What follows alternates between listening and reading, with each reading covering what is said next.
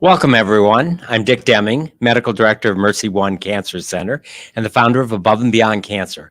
Welcome to our weekly cancer education series, brought to you in part by a grant from the Rosalie and Sherry Exline Ziegler Fund. And you guys are in for a treat tonight, and so am I, my friend, Dr. Yogesh Shah.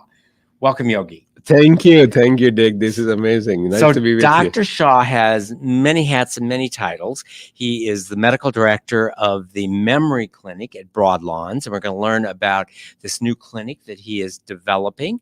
But the general topic tonight is going to be cognitive impairment. And Yogi, one of the reasons I brought it up is because in the cancer world, we've got this thing called chemo brain or brain fog. And so we want to pick your brain a bit about that. But in general, we want to learn about cognitive impairment because whether we've had cancer or not, whether we've had chemotherapy or not, as we get older, cognitive impairment is something that we may face. Yeah, no, it's an important topic. It's a great topic now, especially with the post-pandemic COVID. A lot of people, a lot of Americans are suffering from long COVID. And part of long COVID is also affecting brain. So a lot to talk about cognitive impairment and why does it happen, what are the causes and how to prevent it, Yes. and what are the treatments, possible future treatments. And before we do that, we want to get to know you a little bit. So tell us your life story in 1 minute. Okay, sure. I don't think we could take an hour. No, you are no, one one- of the most fascinating human beings I've ever met. 1 minute is more than enough. Grew up in Bombay, big city of Bombay, 11 million people when I left Mumbai now. Did medical school and like many crazy Indian doctors left India, came here through New York, came to practice in a southern small town in Iowa, Mount Air, Ringgold County. The population of town in 94 was 1,765 Okay, people. so you went from 11 million to 1,100 population. Yes, it was great for me, but not for my wife, we had just married. Got married on the 4th of December 94, went to Cancun for honeymoon, and we directly landed in Iowa. She had never been to Iowa. She had never been to Mount Air. She had never been seen 7 inches of snow on the ground. And we got to see all of that in one night, and we still are married and successful Kilimanjaro climb. So it was, Yes. So in case you missed that, Dr. Shah and his wife both joined Above and Beyond Cancer this summer, this June, and we went to Tanzania, did a little bit of humanitarian work, and then climbed Mount Kilimanjaro. Oh, it was fabulous. I've been to Tanzania many times, and I have seen Kili from the base and thought of it doing it. And this was the first time and did it. It was amazing. Not just the physical part of it, the spiritual part of it, the social part of it, and just seeing and the journey itself was great. And so you came to Iowa as a physician, and I think you were practicing family practice. And then over the last 30 years, you have expanded your expertise beyond just family practice to geriatrics and memory care and palliative care and global health. And have spent time on the faculty at Des Moines University. And as we said, you're currently at Broadlawns, where you are developing their new memory care center. Yeah, life has been luckily good. Went to Mount Air to practice family medicine. Very soon I realized that I don't have enough tools to take care of elderly patients. Most of the town by that time, because we had stopped doing deliveries, people left were 65 and older in my practice. So luckily went to Mayo Clinic in Rochester and focused on geriatrics. But even within that, I got lucky to do a full year of training on topic called mild cognitive impairment or MCI with one of the best, Dr. Peterson. And I was offered job to stay at Mayo, but my wife, lovely wife, whom you have met, said Rochester is much colder than Des Moines. Des so, Moines was as far so, north as she was willing so to live. she didn't even. So when I got the fellowship, and I hope we talk about the topic rather than my life, but when I was offered the fellowship, she said, "I'm not coming with you because if I come with you for this 1 year fellowship, you'll be offered job." She was right. And then I'll have to stay in this small, cold town of Mount in Rochester. So she never came, and she was right. They offered me a job, and I had to come back to Des Moines. Okay. So I came to Des Moines, practiced at Mercy with you, and then opportunity came to start the new program in global health. Yeah, let me focus on what I'm planning to do, Broadlawns is planning to do, and why it's important at this time for me to move away from my role as a chief medical officer at Broadlawns and focus on this new topic of growing the memory clinic. So we'll be starting, I'll be the medical director of the new project for Brain and Memory Center through Broadlawns at a different new site. And the uniqueness, I feel it's a very unique, not because it's ours, but it's a unique because this is the building with not only all the clinical factors what we need for dementia diagnosis, cognitive impairment diagnosis, and I'll go through what they are. But the building will also house Iowa Alzheimer's Association office. There will be research office through University of Iowa, University of Northern UNI, University of Northern Iowa has a dementia house. So they will have replica of the dementia house. We'll be having offices of good partners who can do home care, hospice care, palliative care. So the point is, it's a one-stop shop. So people with dementia, their caregivers don't have to go from place after Hmm. place to be getting the services And because as you, it's a very complex yes, topic. Yeah. yes. As you mentioned, the Alzheimer's Association will have an office there, and they have tremendous Yep. patient and caregiver support services Yes. that goes with that. So that's the idea. And more I talk, and I was in Amsterdam, there was an international conference on dementia. And even people who heard this topic, it's a quite unique. Not many places have thought of just doing one place Mhm.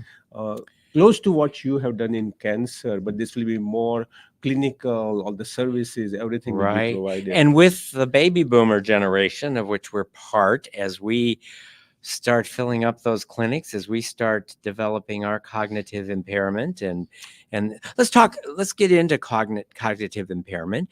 So how would you define cognitive impairment? And then we're going to talk a little bit about some of the causes. As I mentioned at the top of the show, uh, the reason I wanted to talk about is because of chemo brain, but that's a very small portion. In general, how would you define, what does it mean to say someone has cognitive impairment? So yeah, let's start with just overall brain and normal aging for brain, dementia, and what happens in between. So as we age, there's a tendency to forget few things, name of people we have not seen in a while, or in a big parking lot, where did I park my car? If I'm in Jordan Creek Mall, and if I come out from different door, different than I entered, it takes few minutes to find my car. That's normal. So there's a normal cognitive decline as we age, just like our muscles. You probably are not running as fast as what you did when you're 30 years or younger. Same thing applies to me. So our muscles slow down a little bit, our brain functioning slows down a little intentionally, which is healthy. And then there's a disease, we call it dementia. It's an umbrella term, meaning Alzheimer's come under that, vascular dementia come under that, Lewy body dementia come under that. So there are a lot of different types of dementias.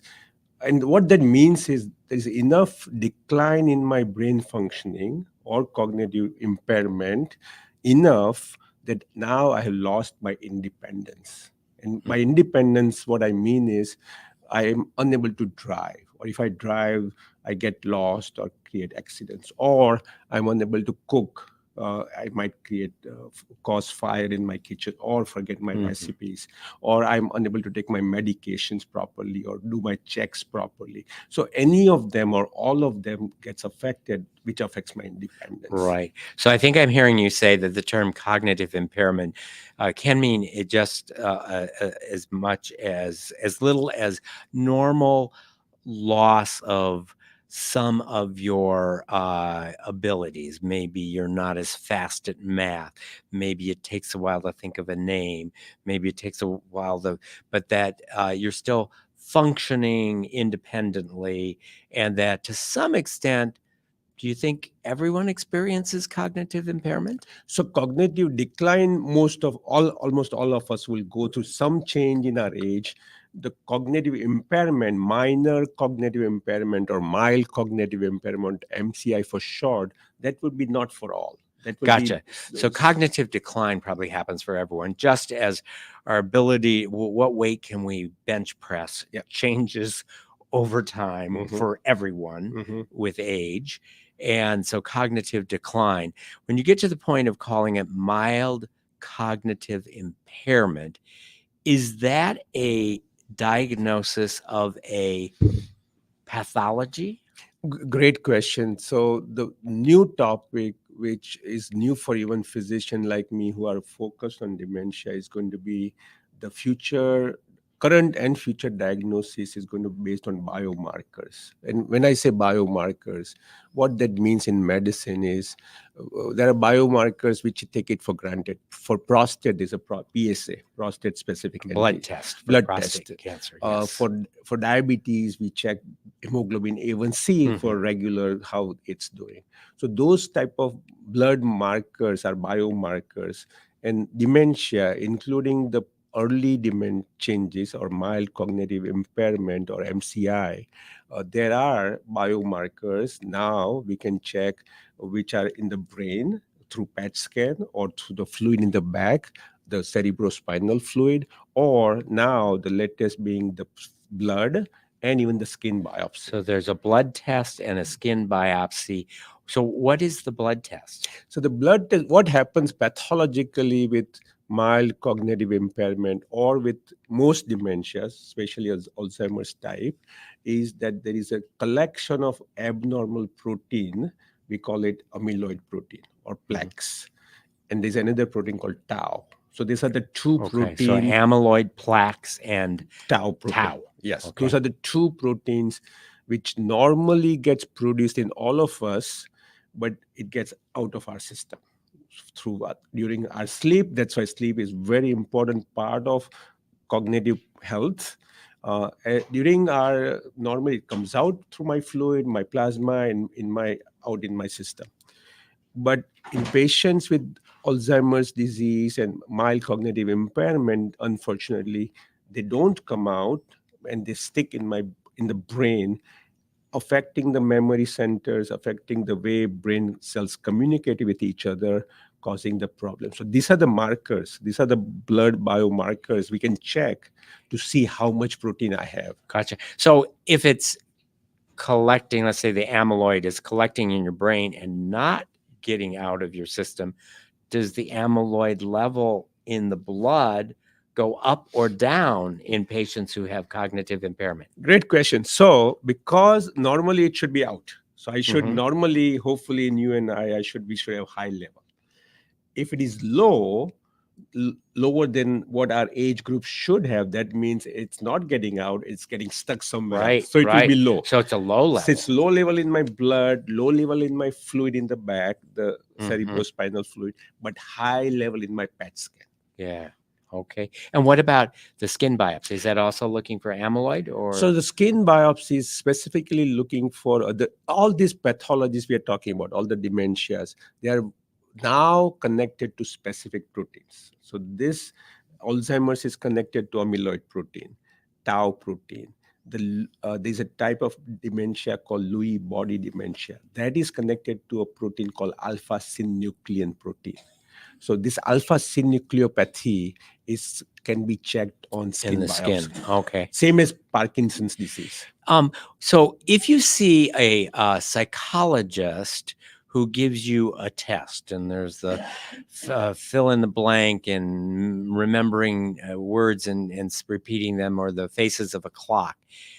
Is that considered? That's not a biomarker, right? Or is that a definitive in coming up with a diagnosis of cognitive impairment just by doing a test? So those tests we do. So normal way to diagnose mild cognitive impairment or most dementias are through history from the patient, from the caregivers, from doing some physical exam, and doing the paper and pencil test, or now on computers, what you mentioned. By the way, talking about Kili and test, I should have brought some test in the Kili. Right. We should have done some cognitive testing at altitude to see whether hypoxia affects yes, our cognitive function. yes. Yeah. So those are not biomarkers. Those are paper and pencil tests, which Okay. we do it to see whether they are decline or not, but they are not considered as a biomarker. Biomarker has to have a proof of the disease, showing that protein, which I'm worried about. But do you have to have both for the diagnosis? Because if you have like a low level of amyloid in your blood, but you're functioning great and you still get 100% on the test, then does the blood test indicate you're likely to develop cognitive impairment in the future? Great question. So you have to have three things before I can label somebody with the disease.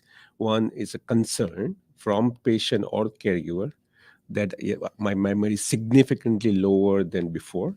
Second, the proof in the office with paper and pencil test that yes, it is lower than what it should be. Third, now some kind of proof in the blood or in the brain that yes, you're different, your memory centers are lower than before, or you have protein, and then only I can say yes, this is a dementia of what type. So would you say that someone who has a 1 and 2, they or their family member recognizes that there's definitely a memory issue? They just asked me 3 times what I had for breakfast, and I just asked my wife 5 times where we're going. So there's a clear concern, and they scored low on the test. Do those people almost always have one of the biomarkers? Can you have 1 and 2 without having any biomarker that shows an abnormality? No, but good point. If you have obvious signs of dementia, which is that hey, you're different than what you were, you lost your independence, now also instead of doing scoring 30, so the tests what we do, they are called MOCA or mini mental state exam. Instead of scoring 27 out of 30, now you're scoring 12 out of 30. They would have, that patient group will definitely have some type of biomarker in their system. Okay. Even if it is because of Down syndrome, as you know, people with Down syndrome unfortunately already have built-in amyloid, high amyloid level. They would have changes in their brain scan or blood or fluid related to those changes. Okay. Let's go upstream and say, how can we prevent it? Since cognitive decline is likely we're all to experience it, just as we're likely to experience physical decline. I mean, most of us are more familiar with what we can do to sort of stave off physical decline by eating healthy and exercising. What are some of the ways that we can help prevent cognitive decline? Yeah, so let me tell you my journey of why I got interested in this topic. Mount Air, 1995. My first, as a family physician, my first patient, one of the patients I diagnosed with dementia of Alzheimer's type in her 70s, and she had come in the clinic with 2 of her children in their 40s, and the son asked me the question, said, Dr. Shah, how can we, my sister and I, prevent what you just diagnosed in my mother? This was 1995. And this was great question. I said, wow, never thought of this prevention.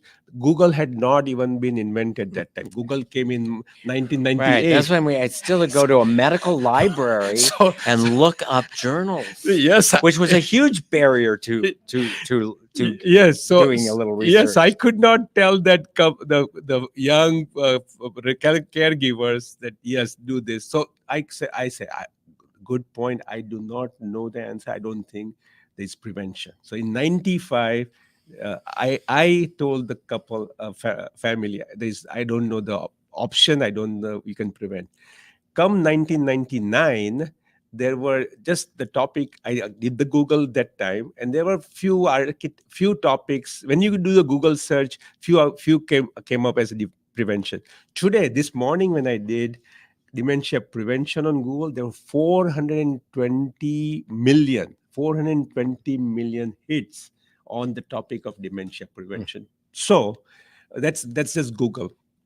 What has done happened since then, exciting part is Lancet, the journal we in medical field trust and believe, and has done two big topics commission, they call it dementia prevention commission, and the last one was in 2020 December, and that has summarized with 12 reversible preventable things we all can do, and have given percentage that if we do these 12 things, there's a 40% chance we can postpone, prevent, or reverse the cognitive decline. Okay. 40. So let me highlight just the few of the major points which are applicable to all of us. Some things might not be. One, and I'll tell you few of the percentage which are common. So 7% is attached to education, meaning if the people don't finish their high school education and then don't continue to learn anything, that gives 7% chance of getting future dementia. So lifelong learning is an Lifelong. important modifiable risk factor. Yes, Yeah, you doesn't can have to modify be. your risk by You don't have to be lifelong. PhD, but even Right. if you can continue to learn what we are doing, Mhm. what your audience is doing, they can continue to learn something new, challenging the brain. So that's one. The second part, which might be surprise to you and your audience, would be that 8% connection to hearing loss. So if I have midlife hearing loss, don't get corrected or don't put hearing aids, there's a 7 to 8% chance of that causing me dementia in few years down the Sure. road.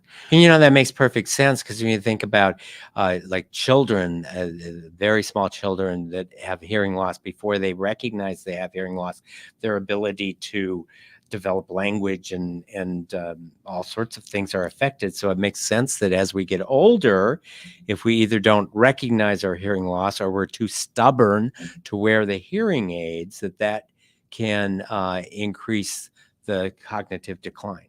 Yes, and the big study just came out called Achieve. That's the acronym for the big national study, connected to almost 40% people who in midlife put if they have hearing loss and use the aids regularly, hearing aids, they would reduce their chance of dementia, MCI, by 40%. So that's in my mind, that's a big one. The three other big one I would say are depression, midlife depression, and treating it, smoking, and social isolation. So each one has 4 to 5% risk reduction if we can take care of it. So let me just expand on all those three of it. If somebody has midlife depression and if they treat it, they would reduce their chance of dementia by 5%. Okay.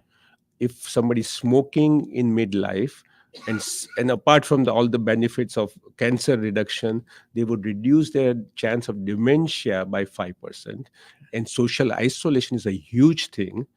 If somebody feels socially lonely or not having social capital, that is connected to 5% chance of dementia. Okay. Let me ask you about a few others. Physical activity. Yes, so physical activity, obesity, controlling my numbers meaning my diabetes number, my hypertension number, my cholesterol number. That's about 1 to 2% each Okay. connection of that. And the new one are air pollution. Luckily, it doesn't affect in Des Moines, but the countries and cities where there's high air pollution, the country I grew up in, India, that's connected to 2% chance, because those tiny particles can go through my lungs to the brain. Okay. And then others are alcohol consumption. So we used to talk and say that a glass of wine at 5 o'clock is good for the overall heart and brain, but now that's been questioned. Hmm. And even in Canada, as you might have seen, Canadian system is just asking one glass of wine or one serving of alcohol per week, not even per day, Per one week. one per week. Yes. Yeah. I know. So sorry, guys. This is Yeah. not a good. What about the relationship between diet, what we eat, and cognitive impairment? Yeah, so lot of things about diet, and in nutshell, processed food is being connected to cognitive decline, dementia, and Mediterranean diet, the diet which is high in fruits, green leafy vegetables, low in red meat. Doesn't mean you have to be pure vegetarian, but low in red meat. That has been highly connected Protective. to protect you Yeah. because of anti-inflammation, because of antioxidation, and because of controlling So the. the good thing is that the same diet that reduces the risk of cancer, reduces the risk of heart disease, reduces the risk of stroke, it's that same diet Yes. that is also a diet that will help promote brain health. Yeah, exactly. The newest things, which was new for me also, is the two things. There is a strong connection between constipation, and I'll explain what constipation means, and the gut health, gut microbiome. So what has come out recently, as recent as just last month, when I was in Amsterdam, that people who are constipated, meaning not having bowel movement every third day or longer, have high chance of cognitive decline or dementia. And same thing applies with the gut brain axis. Let me expand on that, because so what happens when somebody is constipated or not having healthy gut or healthy bacteria in the gut, are the bacteria in the gut can produce chemicals, neurotransmitters, which we need for our memory, for our mood. Serotonin is produced in the gut. Acetylcholine helps. So and I didn't even realize, our brain has about 100 billion cells, and our gut has about close to billion cells. And there's a connection through nerves, the largest nerve being the vagus nerve, number 10, through our gut to the brain. And that sends the message every constantly between Mhm. what we eat, what we feel, how we feel. But there's also circulating neurotransmitters, and that there are things that healthy bacteria make in our gut that influence our brain. Yes. Yeah. Yeah, that's why the question comes up is, then which is the best prebiotic or probiotic we should take? And the answer I would say is, I would not promote any particular probiotic, but promote overall the food which would help Mhm. make it gut. So avoiding as much as processed food as we can, avoiding alcohol as much as we can, and then adding green leafy vegetables, because that will basically keep the appropriate amount of bacteria and the good type as what we need. Good. So on diet, what about coffee? I have read some articles that of all the health benefits of coffee, and one of the health benefits I've read is potentially reducing the risk of cognitive impairment. That those who drink coffee every day have a lower risk of cognitive impairment than those who don't. Coffee in general is healthy, 2 to 3 cups, mainly black. Adding a lot of whole milk or cream takes away all the Right. advantages. The And black coffee is a health food. Once you add the cream and sugar, you've just messed up your health food. and the reason it works is, apart from just as a slight stimulant, also increases the blood circulation. Okay. So would be, and that also goes to the other teas, the green tea and hot tea, and in other Asian culture, the other of their drinks, which has fermented drinks, those are Mhm. also helpful because they help in the gut biome. Okay. And you mentioned early on about sleep, the importance of sleep. Is that something that you can quantify in terms of percentage? The percentage.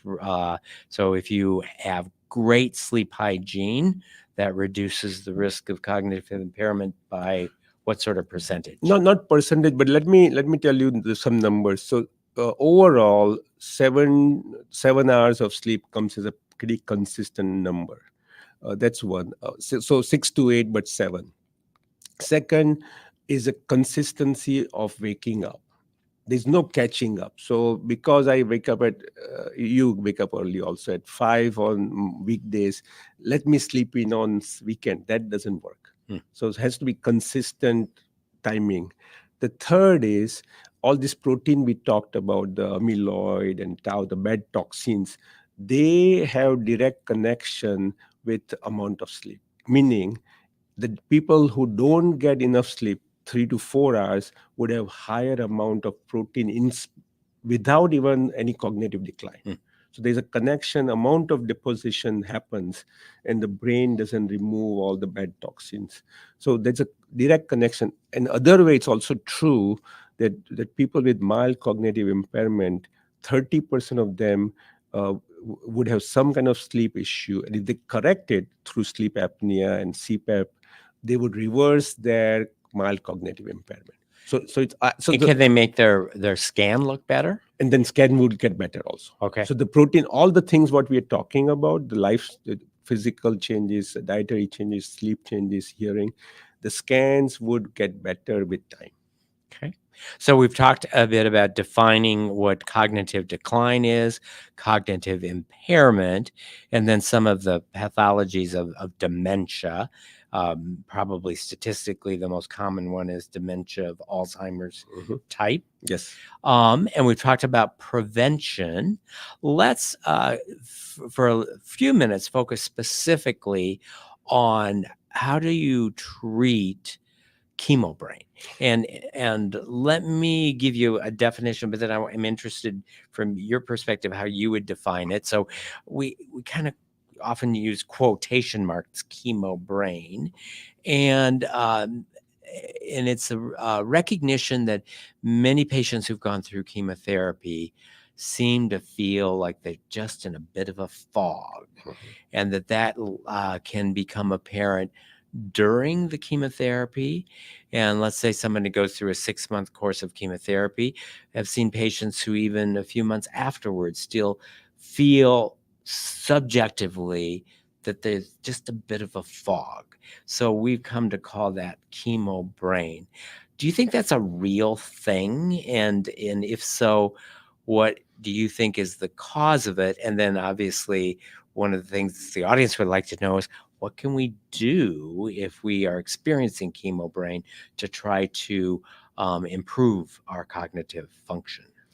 Yes, so chemo brain unfortunately is real, and that affects about 10 to 15% of patients who go through chemotherapy, especially as you would imagine, anybody going through radiation to the brain would be, of course, more radiation fog and or long-term therapy. Fortunately, luckily, most of them will reverse in after 6 months of the therapy. Okay. So that would get better with time. And what we mean by fog is that their speed of processing slows down. The things which they used to do takes longer time, and there is an effect on remembering new things. So it's real. The causes of that are multiple. One is the direct effect of the medicine. So what we need, let me just expand a little bit on this. I'll use some chemical medical terms. We need a chemical called acetylcholine to create new memories. And there are a lot of drugs as simple as Benadryl, diphenhydramine. They are called anticholinergic drugs, meaning that the choline which I need to form new memory, this Benadryl when I take takes away part of that choline out. If I take this Benadryl day after day after day, unfortunately, a lot of our patients do, that is now affecting my Mm, brain on the long term. So some of the chemotherapies have that built-in anti-cholinergic property. So that's the bulk of it. So that's why when the chemotherapies are stopped after a few months, 6 months, for example, these chemicals, acetylcholine, comes back. Second area which affects is my blood vessels in the brain get affected either directly because of the cancer or because of chemotherapy or radiation, and this blood supply to this tiny part hippocampi, tiny horseshoe shaped areas of memory bank, that get affected. And then third area, as we discussed, the gut biome. So I'm on chemotherapy, I'm unable to mm, eat properly, my gut bacteria has changed along with the sleep change and okay. others. So those are the multiple reasons that it is a real thing. And what can we do? The knowing it before chemotherapy happens, some chemotherapies have higher chance, some radiations have higher chance. So knowing that and doing the prevention at the same time as chemotherapies. What type of treatment?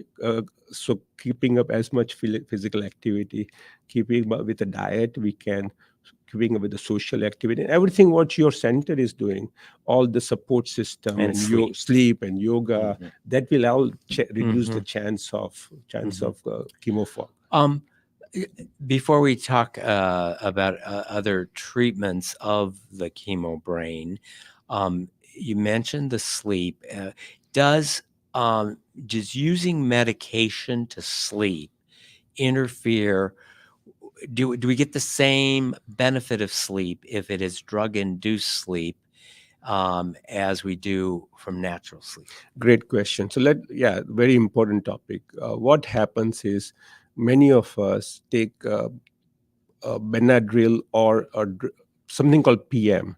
So Tylenol PM or Advil PM or ibuprofen PM, not realizing that the PM part is Benadryl Mhm. in disguise. And the bottles don't say that because they don't want to.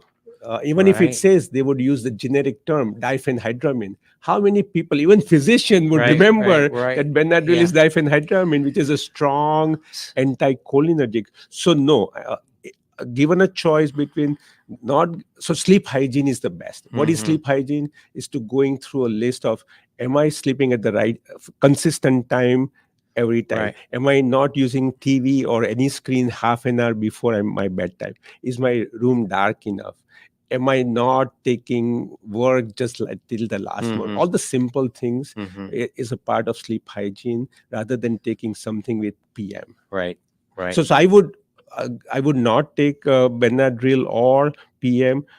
Taking a few other things might be okay for short time. Melatonin, for example, it's an over the counter, it's a supplement, it's a our body produces to keep our rhythms, sleep cycles, circadian cycle. That can be taken in a small amount, 1 to 3 milligram, half an hour before sleep, to get into the good rhythm. And the best other thing works very well is cognitive behavior therapy. The therapists are trained to do the sleep part. It's called ICBT. That works very well. ICBT. What does that? Cognitive behavior therapists, they work with us to ask the simple question like therapy. Why are you not getting good sleep? What's your sleep pattern? And then try to modify and change those sleep Okay. habits. So let's now focus a little bit on someone who's completed 6 months of chemotherapy, developed brain fog, and 3 months out, they still feel they have brain fog. What would be a program to try to help resolve that mild cognitive impairment or brain chemo brain in someone who's already experiencing it? So what then I would suggest is for that person to go to appropriate physicians who are focused on memory check. Doesn't have to be Broadlawns, but let's say if they come to Broadlawns saying, "Hey, I'm done with my," which I have seen a lot of patients, unfortunately, with that state. because the conditions can coexist. There can be Hmm. mild cognitive impairment or even dementia with cancer, with chemo fog, and just hiding behind that. So I would do a regular check, paper and pencil test, do all the appropriate scans, do biomarkers, and show that is there any underlying disease, Hmm. dementia, along with the brain move. Do you think, and now I'm just thinking pragmatically, do you think though that you should wait 6 months before putting somebody through all of those scans and tests? I mean, if you sense that this chemo brain fog is fairly mild. I mean, they're expressing that they think they have it, but if I said, okay, well, we're going to put you through an MRI and we're going to send you to a psychologist, and I mean, by the time you get the appointment for the psychologist and the MRI, 6 months might have gone by. Uh, and that's a little bit of a joke because there's a delay in getting all of these things, and if we expect that normal chemo brain that isn't just kind of an early manifestation of Alzheimer's disease is going to be self-limited, I just kind of wonder how much of a workup do you do No, for? not in the beginning. So I would Okay. wait for 6 months. Okay. And after the chemotherapies are over and still that brain fog persists after 6 months, I would give Right. 3 to 6 months to even Okay. do anything. So in that period of the 6 months after chemo, when someone complains or expresses that they have cognitive dysfunction, impairment, chemo brain, are there cognitive behavior therapies that we can introduce without going through a complete workup of MRIs and spinal taps and pencil and paper testing? So yeah, I would in that case, without going through that, then after 6 months, I would suggest to make sure that there are no anticholinergic medications still Okay, on board, gotcha. because a lot of my elderly patients, they tend to be on both. So if they have diagnosis of Hmm. dementia, they're taking medicine which is supposed to increase acetylcholine, Aricept and others. Along with that, almost 20% of them also take medicine which would bring acetylcholine down. Yes. So making Would be sure things like compazine and the anti-nausea medicines. Camposine, anti-nausea during chemo or during their cancer. If it is spine related, they might be on back pain and they are taking Flexeril or Norflex, which are strong Mm. anticholinergic. If they have anything to do with bladder, there are anti-blood, the muscarinic medicine, which are anticholinergic. So if they have GI issue, they might be on medication for proton pump inhibitors, Hmm. which have anticholinergic property. I So a see. lot of drugs which you and I would not remember Hmm. going. But so my suggestion is for that patient group is to look at all their medications and look at see why they still need those Hmm. medications and which one of them might be still anticholinergic. Okay. Because by just focusing on their lifestyle, sleep and diet and physical activity and depression, checking on medication will solve quite many of the patient issue. So when I have a patient who's has a brain tumor or has a brain tumor removed, or a patient who has a stroke and has some cognitive impairment, I often will send them to a rehabilitation that will include speech therapy as part of a rehabilitation for cognitive Mhm. function. How does a speech therapist and what they do, how does that improve cognitive function? So before I answer that, the brain tumor and or stroke has tendency to be vascular dementia, we call it, because vascular, because their blood supply in particular part of the brain is affected. If they have, and along with that, even patients with non-vascular dementia, Alzheimer's, the speech therapy help because of two reasons. One is coming up with the appropriate words. Second is swallowing. A lot of people, as dementia progresses, their muscle coordination tends to get lost. So even the muscles are there, whether it's a hand muscles or throat muscle, the ability to swallow properly gets lost and tend to have aspiration pneumonia. And as you might know, the three most common cause of death for patients with dementia are aspiration pneumonia, some kind of infection, and falls. Falls causing hip fracture Mm-hmm. and others.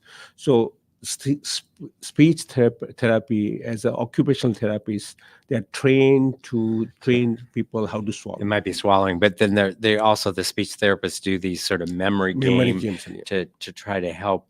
I don't know if it's rerouting or reinforcing our neural connections. Yeah, they tend to create the long-term potentiation, so it helps the patients to be come up with the right words. So Okay. speech therapies are underutilized but very useful modality for us to be connected with. So I'm looking at our time. We've got about 15 minutes left. I want to leave time for questions, but in the news this year has been exciting news about some new medications that can be used for treating and or slowing down. I guess I would just ask you, what are these new medicines? What do they really do? And are you excited about them? Yeah, I'm excited. So let me tell you my history with this medication. Since the time of Mayo graduation in 2000, these medicines are supposed to come out, but unfortunately, many have failed before they come in the market till now. What this new medicine, the trade name, its company Isai, trade name is lecanemab. It's a monoclonal antibody to remove the protein we talked about. So it removes my amyloid plaques from the brain and make me slightly feel better. So it's not a cure, but it does help quality of life and functioning slightly better. And how much? One has to be started very early. Somebody has to be mild cognitively impaired or just early Alzheimer's disease, and it can gain good 5 to 7 months of good quality life if it works. It's a long-term therapy, takes 18 months, two injection IV drug infusion twice a month. So Okay. twice a month, for 18 months. And unfortunately, like any long-term therapy comes with complications. The two complications we worry about are transfusion reaction, just local reaction or flu kind of symptoms, or that's manageable. The Another one are brain changes because this plaque is coming out. It can cause some swelling, some hemorrhage, and the medical term is ARIA, amyloid related imaging abnormalities, and that is the one which is a worrisome. So patient has to have regular MRIs to see if ARIA is created or not. And if you are creating those, then you would stop the medication. So there are three levels of ARIA. If it's mild, moderate, or severe. If it is mild, and we can continue, but if it's depending on the size of changes, if it is moderate or severe, the treatment has to be stopped. Okay. And reimagine, and if it resolves, then we can start it. And besides the new medications that you just addressed, what are other standard treatments for patients who have, let's say, mild cognitive impairment or early Alzheimer's dementia?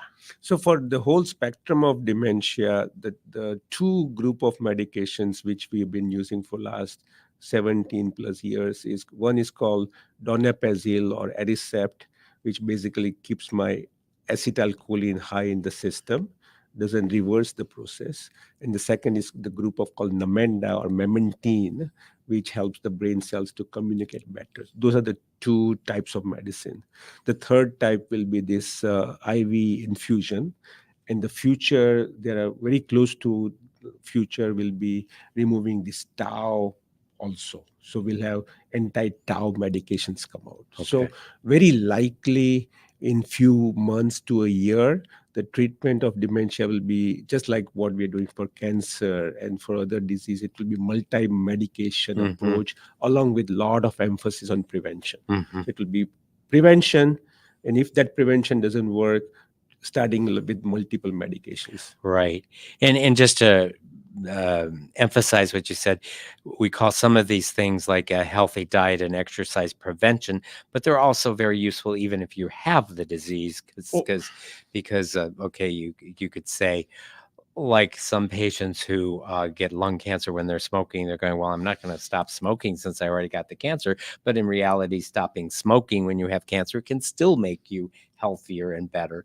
So still great. eating healthy and exercising and doing all those prevention things, even after you've been diagnosed, can still be beneficial. Wonderful point. Great point. Yes, there are a lot of studies to show that all the things, prevention, especially walking, diet, socializing, sleep, they help people with early to even moderate dementia. So it's Mhm. not just for prevention, but it's also for early and moderate to slow down or even reverse some of the process. Okay. Great point. Great point. Great.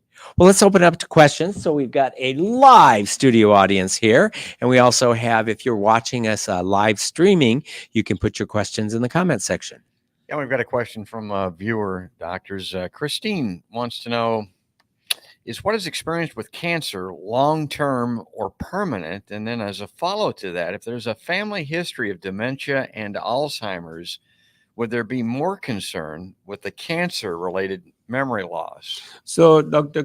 Christine, the as you might have heard of, there's a gene called ApoE, 4 and 4. So, if somebody has that gene now, which we can check through regular blood check or even 23andMe checks for that, then 4 and 4 tends to have higher chance of dementia.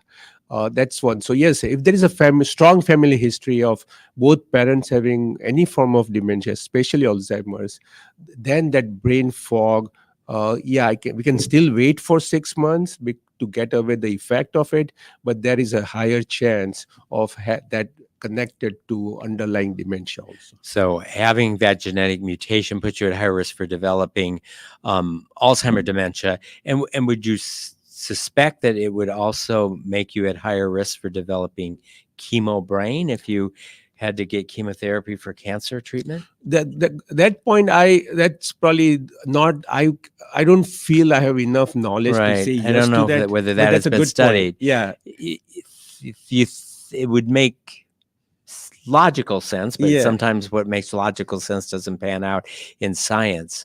And I think the first part of the question was long-lasting chemo brain after chemotherapy. Yeah, so that permanent part, I would worry about why is it permanent and what is the underlying cause of it, whether it's a genetic already baseline for dementia or is it just causing.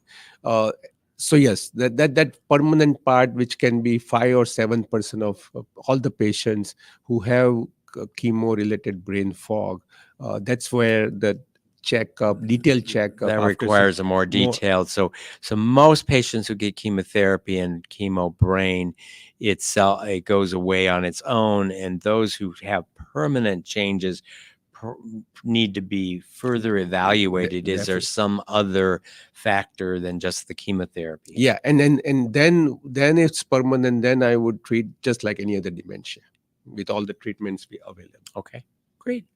Other questions? Yeah, it had me thinking about when you were talking about the PM.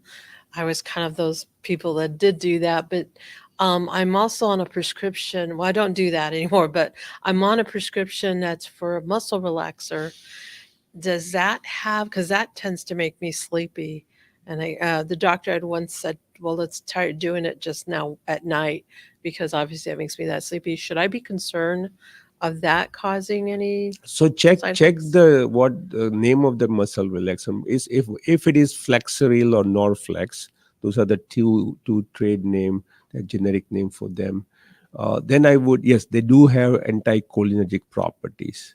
So what then I would suggest would be balance between pain from the backache or not getting enough sleep and possible anticholinergic property. Or what else can you do to not for that back pain? Is it yoga, swimming, whatever else, non-medical therapies? Is it going to work yes, definitely. As a young person, you don't want a lot of anticholinergic, uh, because it's a cumulative.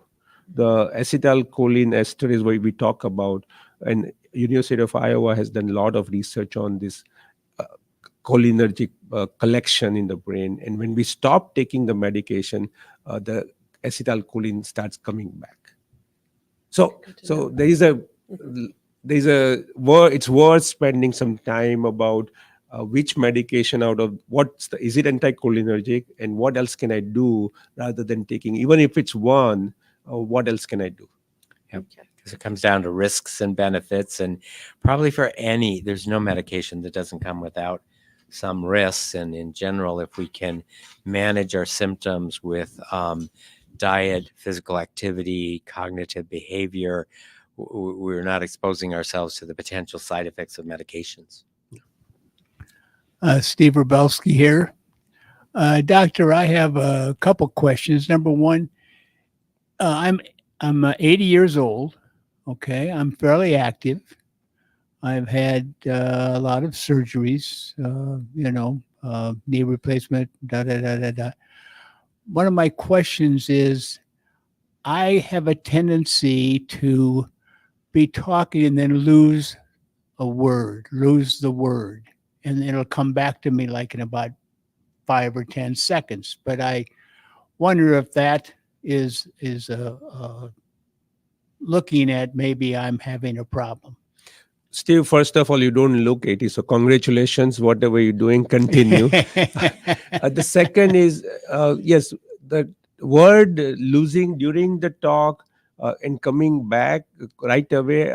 If it is a common word, then it's a different. But if it's somebody's name or a place or a movie and then comes back, that's normal.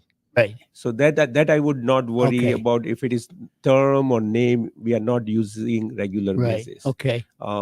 And if it has been happening for a while, for a long time for you, that might have become just your habit of missing out on some Okay. words. A lot of times what happens to all of us is we tend to do multitasking, and multitasking for brain doesn't work. So if you're talking to me and suddenly still thinking of somebody else or tomorrow's event, which sounds like for your way you're smiling might be happening, then brain doesn't continue with that flow. So I would focus on that area, that topic, that person, Right. one time if you can. Thank you. Next question I have is collagen. You hear that. Is that something that just made up with the pharmacies? Is that actually a good thing to start taking? Collagen? Collagen, yeah. So did I say that right? collagen, I don't know for brain, but people we talk about for the joints. Are you talking about the same thing for the joints, or I is it guess something I different? guess I have the wrong one then. It's supposed to be the one that helps with memory loss. It's they I show you forget. they show it as they get it from a this is where I lose the word. From the jellyfish. Yes. Oh, okay. So Sorry as about you might that. have seen on the TV, and especially in the evening, and all the major channels are Prevagen. I think you're talking about Prevagen. So the Prevagen has been discussed and advertised for a long time, and I do not believe in. I don't prescribe it. The FDA, which the controls are, or at least monitors are over the counter medications, mention that it's not changing the memory, even though it's promoted as memory improvement. So no, I do not believe in it. Rather than that, I rather have somebody take a healthier diet and even add fish in the diet. Yeah, good question. The fish pill can be a substitute of a good deep water fish, oily fish, whether it's salmon or sardine and tuna. But yeah, but the fish oil, any over the counter supplement. And I did actually a lot of study on this topic. It's not a control industry, so we do not know. I do not know whether the drug companies, what over the counter supplements are, what type of medication they do. On the contrary, we know that Consumer Report has done a lot of studies on this. They studied ginkgo, the medicine for memory, pulled out 11 bottles, different types, and found out only 5 had actual content. So it's a very worrisome topic. Yeah. Well, we have come to the end of our hour. We're going to have you back. So Dr. Yogesh Shah, the director of the Memory Clinic at Broadlawns, and a good friend of ours and Above and Beyond Cancer. Thank you so much Thank for you. being part of it. Oh, thank you for inviting. Great topic, and thank you, the audience. Yes. And if you are watching us on YouTube, please click the button to follow us on YouTube. If you are watching us, if you're watching us on Facebook, click the follow button. If you're watching us on YouTube, please subscribe and ring the notification bell. So those are things we're encouraging people to do. That way you'll know about our programming. If you know somebody that would benefit by watching this program, it's going to be available on demand tomorrow at the Above and Beyond Cancer YouTube channel, and it will also be available on demand at the Mercy Cancer Center website. Please join us again next week. Thanks, everyone. Thank you. Thanks, Yogi.